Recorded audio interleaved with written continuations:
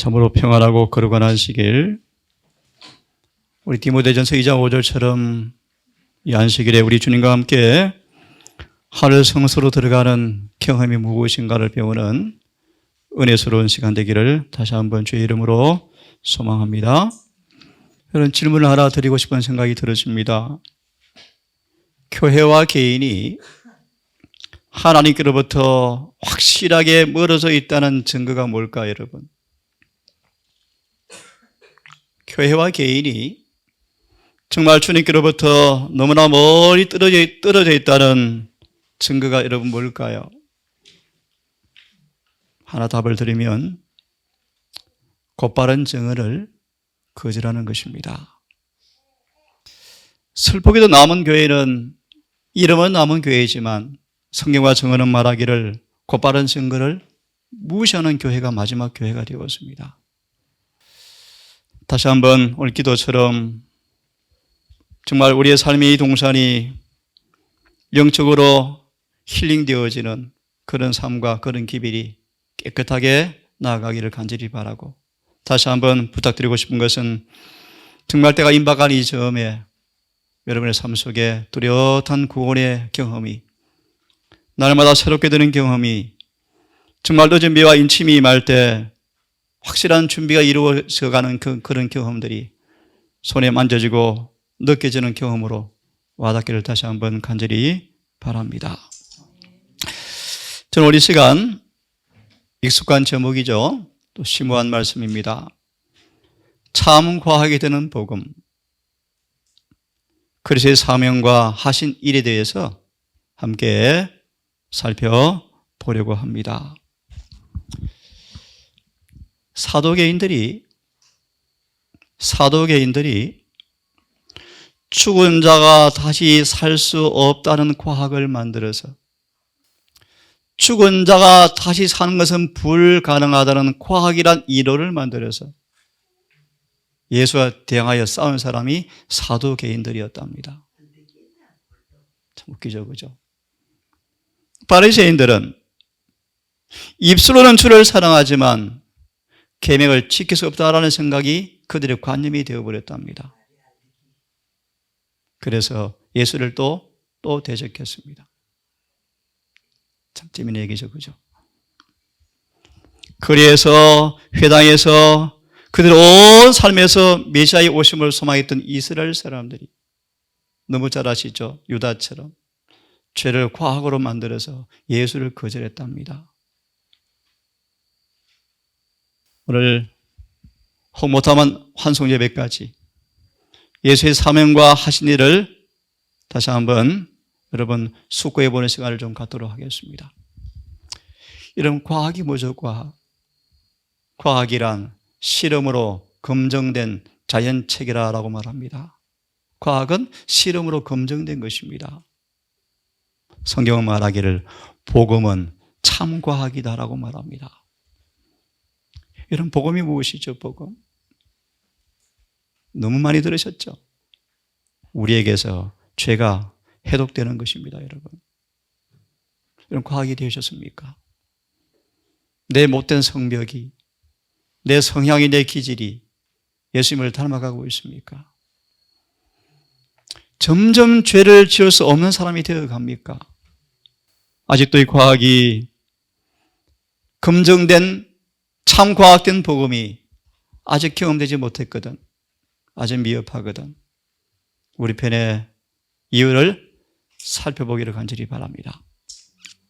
사단은 유대인들을 그리스도의 사명에 대한 그릇된 설명을 이용하여서 구주를 멸망시키는 도구로 이스라엘을 사용하였답니다.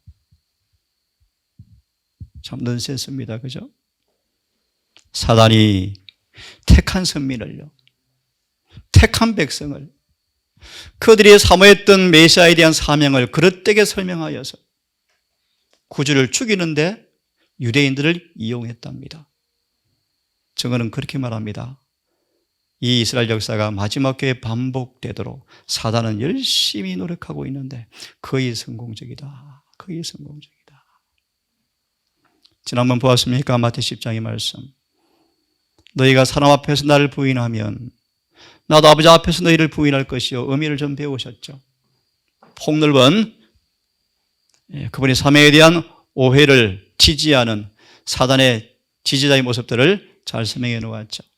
자, 오늘 이 말씀을 함께 좀 보도록 하겠습니다. 다 함께 성경 말씀 에베소서 1장을 펴셔서 다시 중요한 성경 본문을 제가 먼저 봉독하겠습니다.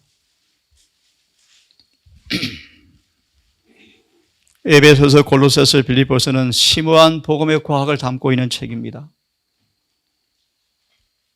에베소 1장 3절과 6절을 제가 먼저 봉독하겠습니다. 찬송하리로다. 하나님 곧 우리 주 예수 그리스도의 아버지께서 그리스도 안에서 하늘에서가 모든 신령한 복으로 우리에게 복 주시되 곧 창세 전에 그리스도 안에서 우리를 택하사 우리로 사랑 안에서 그 앞에 거룩하고 흠이 없게 하시려고 그 기쁘신 뜻대로 우리를 예정하사 예수 그리스도로 말미암아 자기의 아들들이 되게 하셨으니 이는 그의 사랑하시는 자 안에서 우리에게 거저 주시는 바 그의 은혜의 영광을 찬미하게 하려는 것이라.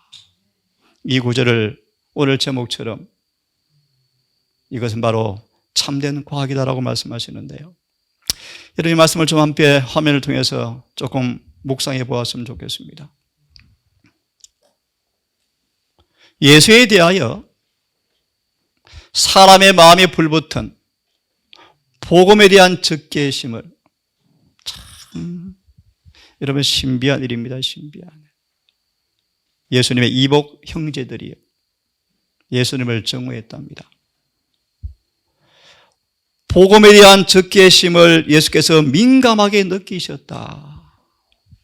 사람들은 선천적으로 복음을 싫어합니다. 싫어해요. 특별히 고고 3장 18절 완전히 가는 기별은 반드시 뭐 한다? 반대를 당할 것이다. 들어보셨죠? 들어보셨죠? 예수님은 가정에서 적개심이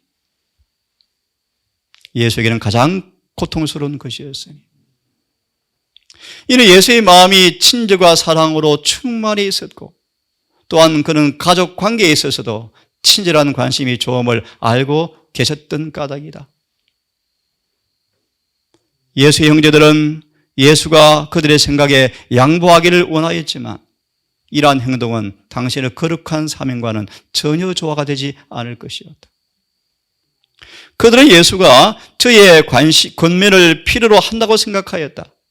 그들은 인간적 관점에서 예수를 판단하고 만일 예수가 서기관과 바리새인들의 용납할 수 있는 것들만을 말한다면 만일 예수가 서기관과 바리새인들이 용납할 수 있는 것들만 말한다면 예수의 말씀으로 야기된 불쾌한 논쟁을 피할 수 있으리라고 생각하였다.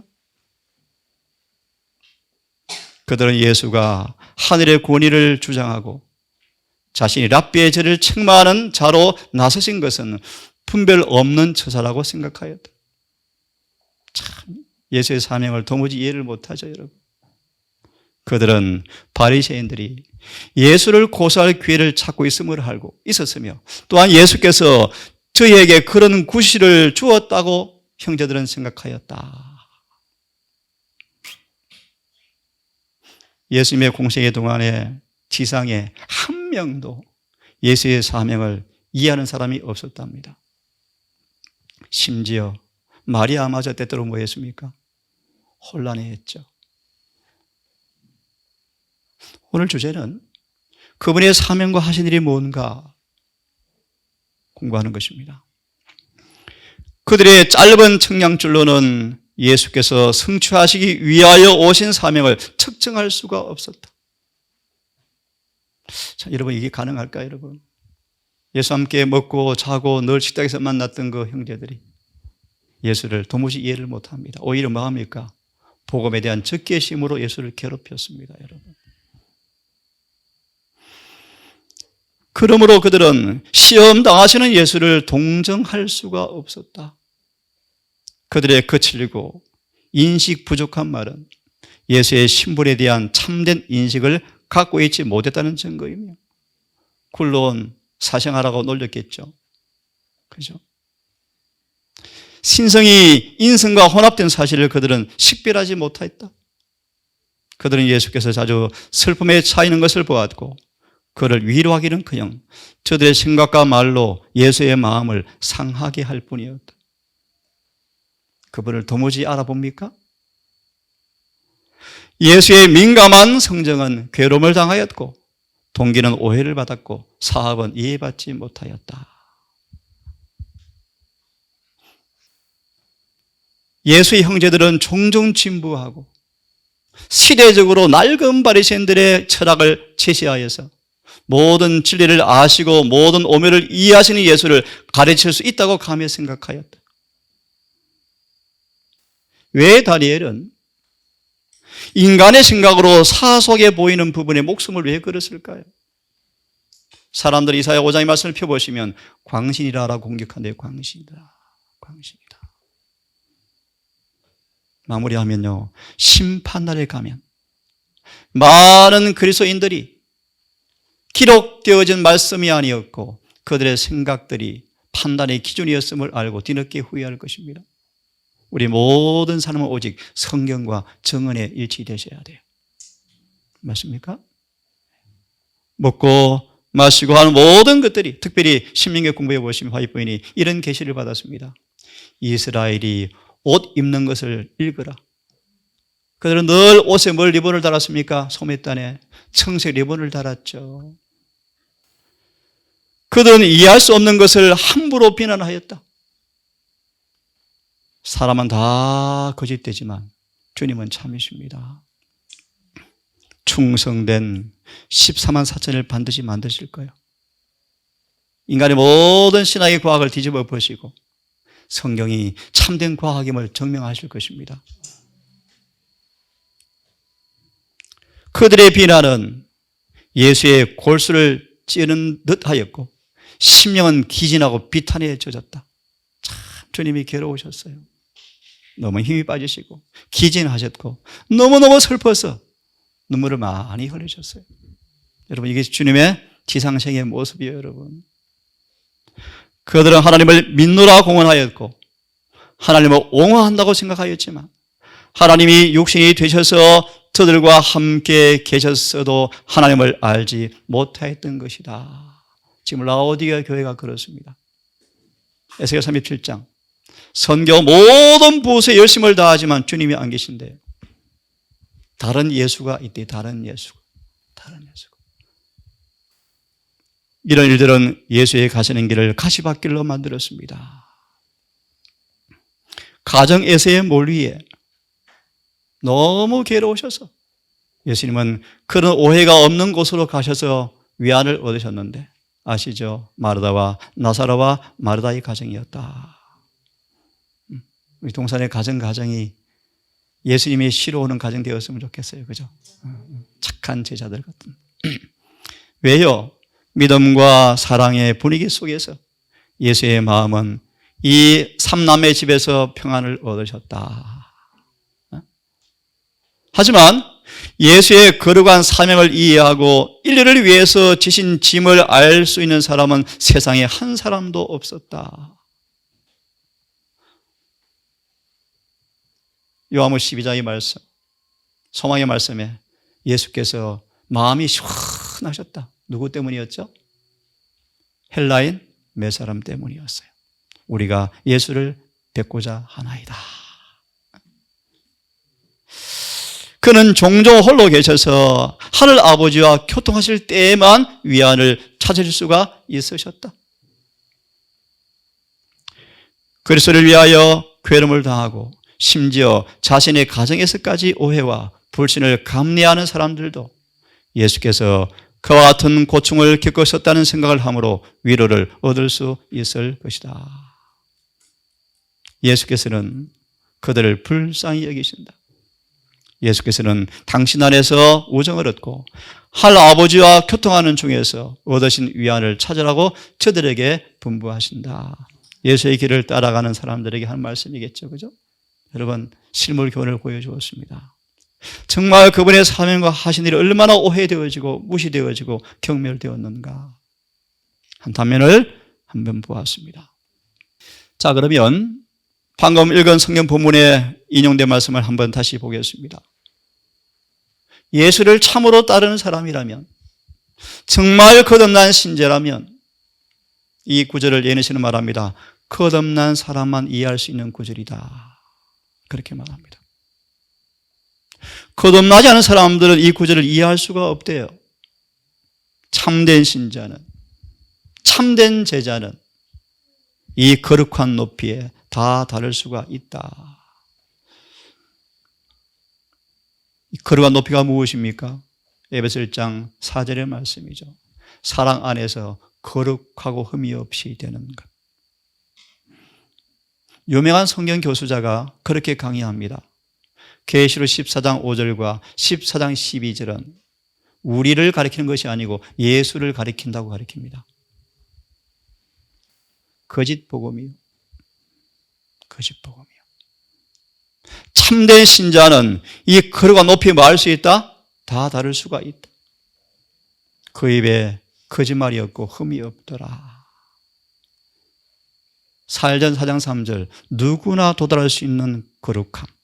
누구나 조건이 있습니다. 거듭나야 합니다. 이 거룩한 높이를 가리켜서 경건의 오묘라라고 말합니다. 경건의 오묘다. 경건이란 산성부 말씀을 들었죠. 죄와의 타협이 끝날 때 시작되는 경험. 그래서 유대인들을 사로잡은 거짓 신앙이 무엇입니까? 경건의 모양의 종교였죠. 그렇죠? 장로님 말씀처럼 아무리 건물이 비싸게 지어지고 헌금이 잘 모여져서 기뻐할지 모르지만 정녕 여러분 자신이 그분의 성전이 되어지지 아니하면 건물은 뿌리채 모퉁이 돌 기초부터 허물어질 것입니다. 여러분, 아무 의미가 없습니다. 하지만 하나님께서 우리를 사랑하신 예수 안에서 우리를 받으실 때 예수 안에서 완전하게 될 수 있는 가능성, 그것은 우리의 손이 닿는 곳에 있게 되는 비결이 뭔가? 그것은 오늘 주제입니다. 예수님의 하신 일과 그의 사명을 정확하게 이해함으로써이다. 예를 들면 조사 심판을 외람된 표현일지 몰라요. 제가 적어도 제 지식의 한계에서 유튜브를 통해서 여러 조사 심판을 들어보니까 제가 이해하는 성경과 저음과 맞지를 않아요. 도무지 맞지를 않아요. 왜 그럴까요, 여러분? 왜 그럴까요? 심판하라마저 이해를 못할까요? 그분의 하신 일이 무엇인지, 사명을 무엇인지 그들이 오해하고 있죠. 대림마을에 메인 방송 거시면 조사 심판은 이미 십자가에서 심판이 끝난 것인데 우리 재심의 기회를 주는 것이다. 제가 하는 성경과 너무너무 다른 말씀입니다. 그분이 하신 일이 무엇인지, 그분의 사명이 무엇인지, 특별히 지금 하늘에서 무엇하시는지 여러분 기억합니까? 우리는 믿음으로 예수를 따라 지성소로 들어가는 의미를 배워야 합니다. 레위기 16장 주석을 읽어보시기 바랍니다. 그분의 길다란 팔이, 인생의 한 팔이 인간 가족을 안으시고 그의 신생의 팔이 무한하신 보좌를 붙잡으신 것은 예수님이 우리를 위해 치르신 무한한 희생이 그 은혜를 우리로 입게 하려 하십니다.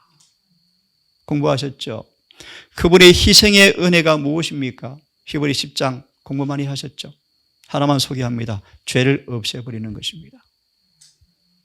베드로전서 2장 24절 예수님을 믿는 사람 속에서 그 희생의 공로를 입게 하기 위해서 그가 이 땅에 성육신 하셨다. 그 희생이 무엇이라고요? 히브리 10장 1절과 3절에 보시면 죄를 없애버리는 것이죠. 죄를 없애버리는 것이죠. 그래서 주님께서 죄와 상관없이 두 번째 오실 것입니다. 그러므로 여러분, 우리는 늦은미를 받고 인침을 받아 죄와 기억에서마저 완전히 깨끗해져야 합니다. 이 은혜를 주님께서 주기 원하십니다. 아무리 많은 사람일지라도 예수를 받아들이는 사람들에게, 믿는 사람에게까지라도 요한복음 1장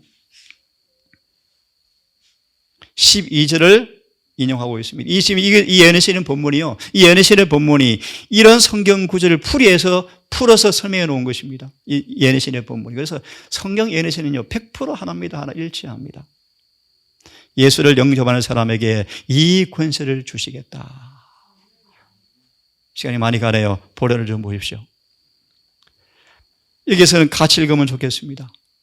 오늘 주제, 제목이 나온 본문의 말씀이 함께 읽습니다. 시작.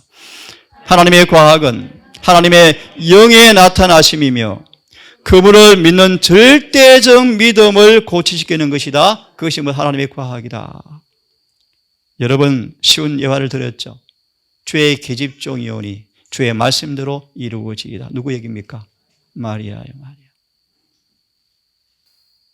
마리아는 주의 말씀을 믿고 순종한 결과로 죽을 수 있는데도 불구하고 처녀 마리아는 주는 전능하시오니 불가능이 없으십니다. 주여 믿나이다. 말씀대로 이루어지이다. 하매 성령이 임하셨고 임신되었더라. 이 얘기입니다, 여러분. 인간의 과학은 맞습니다. 어떻게 처녀가 아이를 낳습니까? 100% 거짓말이죠. 예, 부활 맞습니다. 사도계의 말이 맞습니다. 하지만 성령이 임하시면 주의 모든 말씀은 믿는 자에게 과학이 되어집니까? 바로 그 얘기입니다, 여러분. 바로 그 얘기입니다. 자, 그러므로 함께 읽습니다. 시작. 영접하는 자, 곧 그 이름을 믿는 자들에게는 하나님의 자녀가 되는 권세를 주셨으니, 권세를 주셨으니라는 말씀을 잘 유념하시고 계십시오. 이는, 시작, 이는 혈통으로나 육정으로나 사람의 뜻으로 나지 아니하고 오직 하나님께서 난 자들이라. 이 권세란 말이 어떤 의미인가를 13절에 설명합니까? 뭡니까? 뭡니까? 다시 태어나는 것. 사람이 죽으면 다시 태어날 수 있습니까? 인간은 불가능하죠. 영적으로 이 구절 이렇게 설명합니다. 함께 읽습니다. 시작. 부활의 권세는 허물과 죄로 죽었던 영혼에게 생명을 가져다주는 권세이다. 그래서 예수 안에 있는 그 생명의 성령, 곧 부활의 권능이 죄와 사망의 법에서 사람들을 해방시키는 것이다. 악의 권세는 깨뜨려지고 믿음으로 말미암아 그 영혼은 죄로부터 보함을 받는다. 아멘. 그리스도의 성령에게 마음을 여는 사람들은 자기 몸을 무덤에서 일으켜줄 전능한 권능에 참여한 자가 되는 것이다. 아멘. 그래서 사단의 자식이 뭐가 되는 것입니까? 하나님의 자녀가 되는 것입니다. 여러분, 한 번 부모로 태어난 자녀가 신분을 바꿀 수 있습니까? 불가능하죠. 하지만 과학이 있습니다. 예수를 영접한 우리가 다시 태어나서 할 아버지께서 우리 아버지가 될 것입니다. 이 권세를 뭐한다? 주겠다는 것입니다, 여러분. 뭐하면요? 성령이 임하시면. 이 에베소 1장 3절 6절을 골로새 1장 26절과 7절을 인용하고 있습니다. 이 비밀이다. 이 비밀에 영광이 있는데요. 심지어 개 돼지라 취급했던 이방인마저 이 비밀을 통하여 경건이 이루어졌는데, 이 비밀을 알게 하기 위해서 바울을 이방인의 사도로 세웠는데요. 유대인들은 이 비밀을 알지 못하고 돌에 걸려 넘어져서 불평하고 있죠. 막달라 마리아는 알고 있는데요. 이 비밀이 뭔가? 우리 속에 예수께서 계시면 그분이 곧 영광의 소망이다. 영광의 소망을 이렇게 말합니다. 그것이 바로 경건의 비밀이다. 누구든지 예수와 계시면 간단히 말합니다. 그분을 닮는다는 것입니다, 여러분. 경건해진다는 것입니다. 커도다 경건의 비밀이요. 또 다른 번역은요. 경건의 비밀. 하나님의 성품이, 잘 들으세요. 하나님의 성품이 타락한 인간의 육신을 통해서 드러나는 것에 대해서 논쟁은 끝났다라고 번역하고 있습니다.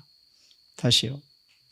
타락한 인간의 본성 안에서 죄 없는 생애를 사는 그 성품의 비밀은 이제 논쟁은 끝나버렸다. 입증되었다. 그런 뜻입니다. 어떻게 해요? 하나님이 그런 육신으로 오셔서 보여주셨다. 어떻게? 성령으로 의롭게 되심을 보여주었고 그 사실을 천사들이 보았고 온 만국에 전파되어서 믿음 바 되었고 그분은 영광 가운데 성천하셨다. 좀 이해되십니까? 이것이 바로 경건의 비밀이다. 참된 과학이다. 그래서 예수께서 정언에 그런 말씀 기억이 납니다. 띄엄띄엄 한 사람씩 주님의 증인으로 우뚝 세워놓았지만 이 마지막 세대, 마지막 교회를 통하여 이 일을 다시 한번 확증하시고 끝내실 것입니다. 그들이 바로 여러분 경건의 비밀, 참된 과학이 되는 복음이 뭔가? 교회정원 4권 626페이지 함께 천천히 읽어보겠습니다. 시작. 예수님 안에 거하는 사람들은 하나님 안에서 행복하고 즐겁고 기쁠 것이다. 여러분 그렇습니까? 또요. 침착한 온순이 음성을 특징 짓고 참 그죠? 그다음 신령하고 영원한 사물들에 대한 존경이 행동에 나타나 있고 그다음요. 즐거운 음악이 입술에서 울려 나올 것이다. 제가 있습니다. 그것이 하나님의 보좌에서 나오기 때문인데 이것이 경건의 비밀이다. 제가 이런 설교를 하나 준비해 놓았습니다. 하늘의 갑옷을 입은 사람들. 하늘의 갑옷을 입은 사람들. 하늘의 갑옷이 여러분 무엇이죠? 잘 아시지 않습니까? 의의 두루마기예요. 누굴 얘기합니까? 피가 터지고 상처가 터지고 매 맞아서 그만 죽었던 사람처럼 되었던 바울과 실라가 감방에서 뭐하고 있습니까? 기도하고 찬미하더라. 이걸 예내신에서는 그렇게 표현합니다. 하늘에 갑옷을 입은 사람의 모습이다. 온 하늘이 너무 신기해서 바라보았대요. 너무너무 그것이 경건의 비밀이에요. 어찌 그렇게 행복해 할 수 있을까요, 여러분? 그들 속에 경건의 비밀이 들어있죠. 그죠? 제가 마음이 부담되고 사모하는 말씀이 갑자기 기억이 납니다. 하늘의 기별을 자들은 빛의 세계와 연결되어 있으므로 제가 지금 핸드폰에 찍어서 메인 페이지로 제가 옮겨놓았습니다. 하늘의 기별을 가진 사람들은 빛의 세계와 연결되어 있고 이 땅의 어떤 일에 대해서 초연한 사람들, 특별히 그들은 죄인들에게 큰 고통을 주는 사람들이다. 그런 기별자가 제가 되고 싶다는 생각이 들어서 찍어서 제가 저장해 놓았습니다. 여러분 경건의 비밀 아름답습니까? 사모하시고 구하시고 듣기를 바랍니다. 오늘 이 말씀까지만 읽고 마무리를 하겠습니다. 지성소에 있는 광결 여러분 아시죠? 두 그룹 천사가 속죄소를 바라보는 장면을 아시죠? 뭘 바라보는가? 이 경건의 비밀이 너무 놀라워서 간절히 원하며 애쓴다. 누가? 천사들이. 사단의 편을 택했던 속임 나간 사람들이 어떻게 하나님의 형상이 일치될 수 있는가? 이것이 천사들이 연구하는 학문이랍니다. 학문. 사람이 그분과 같아질 것이다. 여러분. 인간에게 주어진 무엇 때문에? 그분의 의, 품성 때문에. 이것이 복음이죠, 복음. 로마서 1장 17절. 하나님께서는 타락했지만 구원을 받은 인간을 요한복음 17장의 말씀이요. 그분의 아들을 사랑했던 것처럼 사랑하는 것이 바로 경건의 비밀이다. 참 놀랄 말씀이에요. 요한복음 8장 29절을 기억합니다. 내가 항상 아버지께서 기뻐하시는 일을 행함으로 나를 혼자 둔 적이 한 번도 없습니다. 이렇게 사랑하는 그 아버지의 사랑이 우리에게 동일하게 이루어지는 것이 뭐다? 경건의 비밀이다. 무엇 때문에? 그분의 의를 부여받았기 때문이다. 이 경건의 비밀이 모든 설교의 최상의 가치를 지녔으므로 설교에 자리 잡아야 하고 우리 기억의 전당에 걸려져야 하고 인간의 입술을 통해서 선포되어야 하고 주의 선하심을 맛보고 아는 사람들에 의해서 추적되고 명상되어야 할 설교의 모든 기초 작업이 바로 경건의 비밀이다. 왜 교회 다니고, 왜 침례받아야 되고, 왜 집사가 되고, 왜 헌신해야 되고, 왜요? 전부 경건의 비밀입니다. 여러분. 이것이 이루어지지 않은 모든 종교 행위는 형식으로 끝날 거예요. 여러분. 이곳에서 다시 한번 복음의 참된 과학이라는 사실이 여러분 믿음 속에, 삶 속에 성령을 통하여 증명되어지는 참 신자 되기를 간절히 바라겠습니다. 이 안식을 다시 한번 이런 주님이 우리를 위해서 어떤 일을 하시고 지금 무슨 일을 하시는가를 감지하고 느끼는 은혜로운 안식일 되기를 바라면서 오늘 말씀 여기까지 하고 마치겠습니다. 거룩하신 아버지, 산상보훈의 주의 기도문 주석처럼 우리 입술에 아버지 이름을 넣어주시고 아버지의 자녀로 삼으시며 우리 주님을 사랑한 것처럼 우리를 사랑하시는 경건의 비밀을 우리를 알게 하시고 체험케 하심을 믿고 감사합니다.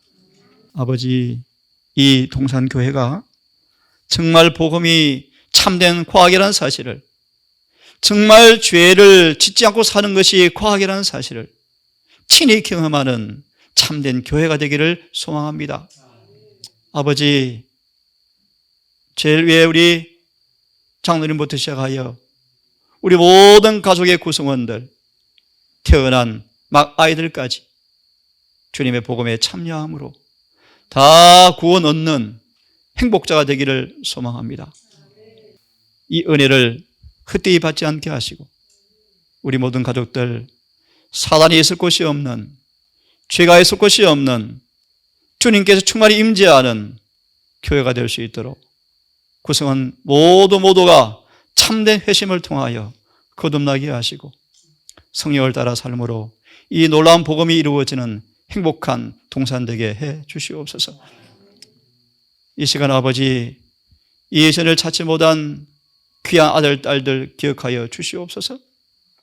연로하신 어르신들을 기억하여 주시옵소서. 노년에 계신 주의 귀한 아들, 딸들에게도 부활의 소망 가운데 이 안식일을 기뻐할 수 있도록 인도하여 주시옵소서. 다시 한번 주님, 동산에 주어진 일과 속에서 특별히 이 건축하는 모든 과정이 주 앞에 영광과 기쁨이 되게 하시고 저 근무를 참여한 우리 모든 가족들이 혼연일체가 되어서 사심 없이 자아가 없이 봉사함으로 저 건물이 아름답게 건축될 수 있도록 주님 인도해 주시옵소서. 이 밤 우리 주님께 맡기오며 특별히 시온의 집에 오신 귀한 노딸을 기억하셔서 남은 그분의 생에 주님을 꼭 마음에 붙드시고 꼭 믿으시고 주님 주시는 용서, 구원, 부활의 구원 경험을 꼭 믿고 경험하여 행복하고 건강하게 남은 생에 살아갈 수 있도록 인도해 주시옵소서. 우리를 사랑하시는 예수님 이름으로 감사하며 기도 드리옵나이다.